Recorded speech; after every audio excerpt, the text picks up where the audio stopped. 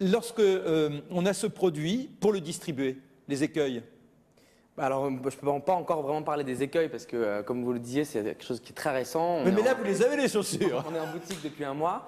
Nous, on a eu la chance d'être invités sur des salons de mode en fait, dès septembre 2004, dans lesquels on a présenté notre produit. Ouais. Et là, on a fait toutes sortes de contacts. On a rencontré des journalistes, on a rencontré des acheteurs de grands magasins, des gens qui avaient des boutiques, des galeries. Et les grands magasins, par exemple, ils vous passent une commande. Ils vous disent, tiens, allez, on prend 30 paires de chaussures, vous nous en donnez du 39 au 42. Ouais, ils en prennent un petit peu plus quand même. Et alors, on est dans quel système? On paye ou ils les ont en dépôt? C'est-à-dire que tant que la chaussure n'est pas vendue, vous ne touchez rien? Non, nous, on ne fonctionne pas comme ça. On vend nos paires de chaussures aux boutiques et aux grands magasins. Donc, une fois qu'ils les ont, c'est leur affaire, à eux de les vendre. Il faut savoir que nous, on prépaye la production pour le coton, en fait. Ouais. C'est-à-dire que là, en mai, c'est la récolte et on va déjà avancer 50% de la récolte de coton.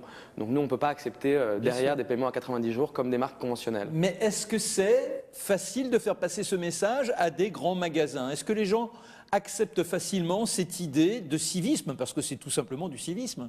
Écoutez, pour l'instant, on a été assez heureusement surpris, ça passe. Alors vous en aviez combien? 5000 paires, c'est ça? 5000 paires, oui. Et les 5000 paires ont été écoulées? Quasiment, ouais, il en reste quelques centaines, mais pas grand-chose. Alors vous allez maintenant attaquer une deuxième collection parce qu'il faut être créatif, il faut faire de nouveaux dessins, c'est ça? Voilà, et c'est vrai que moi on repart là au Brésil pour travailler sur la prochaine production et en même temps on prépare les modèles de l'année prochaine, de l'année d'après. En fait, on découvre aussi un métier qui est la mode et qui est de tout le temps innover, rechercher des nouveaux matériaux, essayer d'avancer aussi sur d'autres matériaux plus écologiques, des trucs plus équitables. Enfin, on essaye de se perfectionner un peu sur tout. Très bien, retenez le nom, Vera, V-E-J-A, avec un V comme victoire. C'est du moins ce que nous leur souhaitons.